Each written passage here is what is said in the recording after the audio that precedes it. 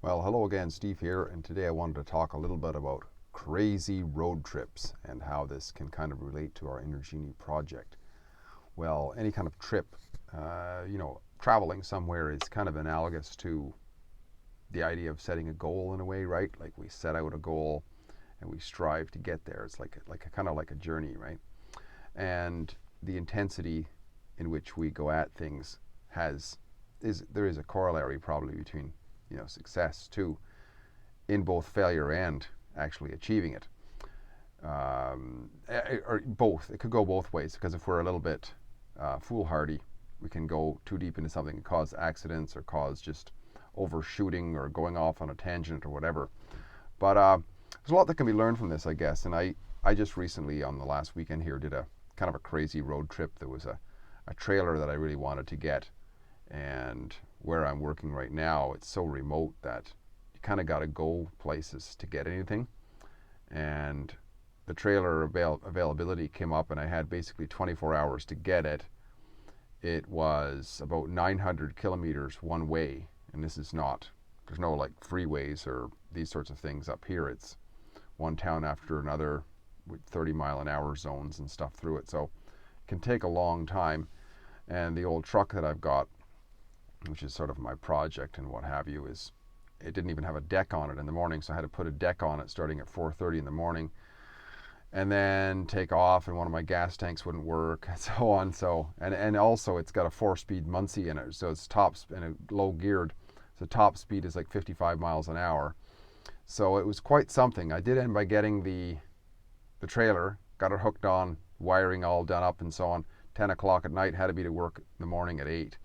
So it was quite a trip, and I saw a bear who had the sort of the look of determination on his face on my way out, and I have that as the thumbnail for that reason. This guy looks like he means business, basically, right? He's going somewhere. Don't mess with me. Don't get in my way. And that's kind of how I felt in a way on this road trip. It was going to get done no matter what. And that's the other thing about road trips too, is there's something about, we talked about this before, about doing something different, and the road trip has that feeling of freedom to it in a way too, doesn't it? I mean, I remember there's an image that comes to my mind. Peter Fonda, I believe it was, in Easy Rider, when you see him riding off into the distance with his big old chopper, right? And there's something about really not caring about anything and being able to focus on one thing. This is what I'm doing. I'm on the road now. I'm going somewhere.